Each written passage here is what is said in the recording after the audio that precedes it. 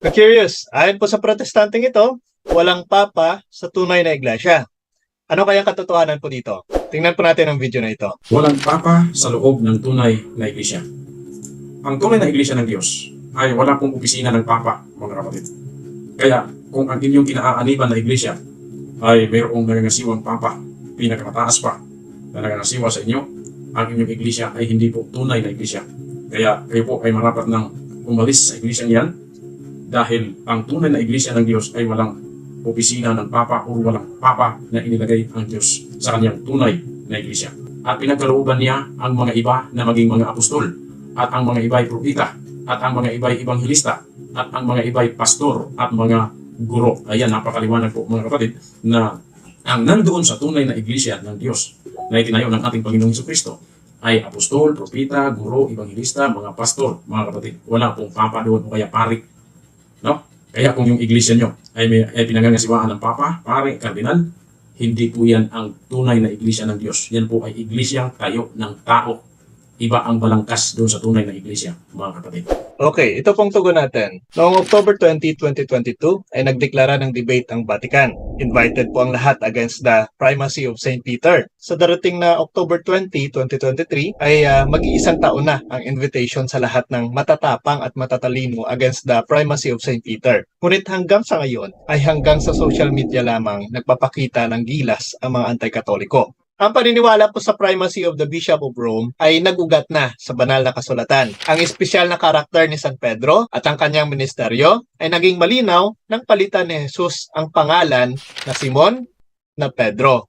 At ito nga po ay mababasa natin sa John chapter 1 verse 42. At ipinagkaloob sa kanya ang mga susi sa kaharian at ang kapangyarihang kalagan at igapos, na mababasa naman natin sa Matthew 16 verse 18 to 19. Bininyagan ng Panginoong Hesus si San Pedro ng natatanging misyon na pangalagaan ang kawan, ang iglesyang itinatag nito, na mababasa naman natin sa John chapter 21 verse 17. Binigyan ng Panginoong Hesus si Pedro ng espesyal na otoridad na magturo, mamahala, at magpabanal sa buong simbahan, na siyang sinasabi naman sa John chapter 21 verse 17. Pinatutunayan ng kasulatan ang natatanging papel ni San Pedro sa maraming paraan. Siya ang unang binanggit sa bawat listahan ng mga apostol, kahit na hindi siya ang unang apostol na tinawag ni Kristo. Siya na nga ang nagbumungkahi ng isang halalan upang matukoy ang kahalili ni Judas, na nangyari noon sa Acts chapter 1 verse 15. Pinangunahan ni San Pedro ang unang apostolic sermon sa Pentecostes, na siyang nagresulta ng pagdami ng miyembro sa simbahan.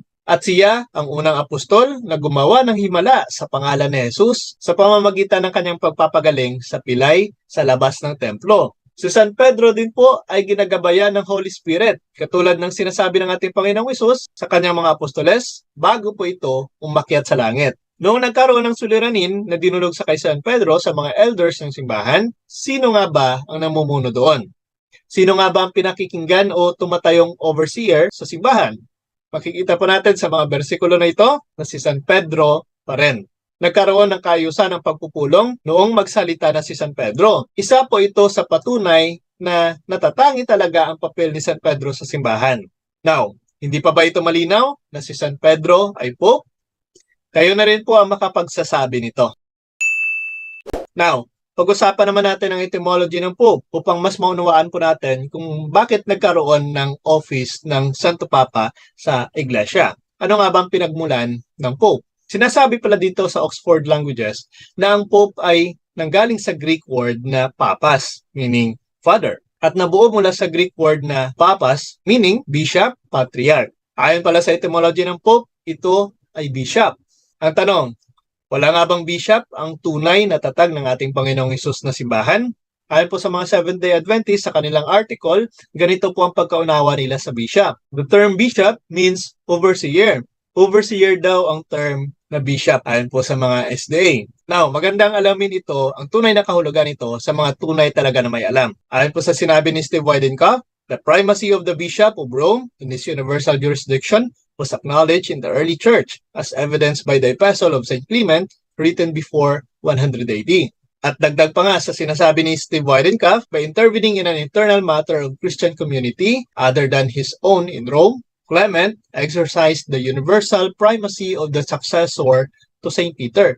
You see, kinikilala po kahit na ang mga unang Kristiyano. At kahit sa ibang mga libro ay ito rin po ang sinasabi. According po sa referensyang ito, the Catholic Church was founded by Jesus Christ who named Peter the first vicar. Malinaw naman pala mga kapatid na suportado ng history ang pagiging Pope ni St. Peter. At wala namang legit na history books ang makakapagsabi na mali ito. Take note, first century na ang ating mga references na ginagamit. Pero alam naman po natin na hindi talaga nila ito tatanggapin. Dahil kung tatanggapin man nila ito, ay baka magiging Katoliko na sila. Now, ipagpatuloy po natin. Sabi pa rin ni Steve Weidenkopf, the letters of St. Ignatius of Antioch, written in the early 2nd century AD, provide proof that what the Catholic Church teaches today is what was taught by the early Church, including belief in the Trinity, incarnation, the primacy of the successor to St. Peter. You see? Yan po, malinaw mga ka-curious, ang pagiging Pope ni St. Peter pala ay talagang katuruan mula sa mga early Christians. At maaari nyo rin pong matingnan ang mga libro na ito na nagpapatunay din ng Peter's primacy, ang kanyang papel bilang unang Santo Papa. Tandaan pa natin, ang mga umatake sa simbahang Katoliko ay patuloy pa rin sa kanilang walang kabuluhang argumento. Nananatwiran sila na ang modernong simbahang Katoliko ay lubhang naiiba sa early Christian. Yan po ay sobrang mali. Ipinakita naman po natin sa mga referensyang ginamit natin na kung ano po ang itinuturo ng simbahan ngayon ay ganun rin po ang itinuturo noong unang mga Kristiyano. At ang nanotice po natin, ang mga panunuligsa sa early Christian noon ay siya rin namang ginagaya ng mga nagsusulputang sektang protestante ngayon sa simbahan. Sariling paniniwala lamang ang kanilang gustong paniwalaan. At ito pa talaga ang kanilang itinuturo sa mga tao ngayon. Yan po ay napakadelikado. Tama nga naman ang sabi ni San Pablo sa kanyang ikalawang sulat kay Timoteo, sapagkat darating ang panahong hindi na sila makikinig sa mga wastong katuruan. Sa halip, susundin nila ang kanilang hilig. Maghahanap sila ng mga tagapagturo na walang itinuturo, kundi ang ibig lamang nilang marinig. Hindi na sila makikinig sa katotohanan, sa halip ay ibabaling ang kanilang pansin sa mga alamat. Kaya mga curious, talagang napakahalaga po ang papel ni St. Peter sa ating simbahan, sa simbahang tatag ng ating Panginoong Jesucristo. At napakamali po na sabihin na ang tunay na simbahan o ang iglesia ng Diyos ay walang papa. Yan po ay talagang mali. Taliwas po yan sa kanilang sinasabi. Masasabi natin na hindi tunay ang isang simbahan kung walang Santo Papa. Yan po ang katotohanan. Ayan mga ka-curious, maraming salamat po sa inyong walang sawang pagsubaybay. At kung nagustuhan nyo po ang video na ito, please like and share.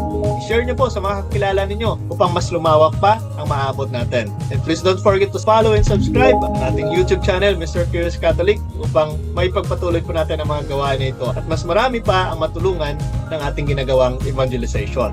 At sa mga kapatid po natin na nagbibigay ng kanilang suporta, maraming salamat. Sa inyo na nag-send ng stars, maraming salamat po. Gagamit po natin ito sa pagpapalago ng ating munting page. At of course, sa mga pinaplano pa po natin mga corporal works of mercy na pwede po nating mapagbahagian po. So please i-support din po natin yung mga kasamahan natin, no, na patuloy rin po sa pagtatanggol ng ating simbahan, sa pagtulong din po sa ating simbahan sa pagpapalaganap ng katotohanan, at patuloy pa rin na nag-aaral at nagbibigay ng mga kasagutan sa mga kapatid natin na may mga katanungan. Muli po, this is Mr. Curious Catholic. Kasama po ninyo sa pagtatanggol ng ating simbahan. Pro Deo et Ecclesia. Hello, Father Lester Villa, Parish Priest ng Concepcion Iloilo, promoting Mr. Curious. See you. Good day everyone. Please support the page of Mr. Curious dahil marami kayong matutunan. God bless. Hello po, as a choir member, ako po si Linuel Iligo Bagaw. Nangikayat sa inyo upang suportahan pa natin ang Mr. Curious Catholic upang marami po tayong matutunan. Ako po, marami po akong natutunan sa page na yan at naway suportahan po natin lahat, mga ka-curious. Yun lang po. Magandang umaga po. Ako po si Rodel Palek, isang lay minister dito sa St. John the Baptist. Ini-encourage po ko po kayo na manood sa Mr. Curious Catholic, na manood sa vlog na ito dahil makaturo sa mga dagdag kaalaman sa ating Panginoong Hesus. See you and God bless. Hello, ako po si Brother Romel Lingalia. Member po ako ng Divine Mercy at taga-Aklan po ako. Palagi akong nanonood kay Mr. Curious Catholic at dami akong natutunan doon. No, kayo, mag-follow din kayo.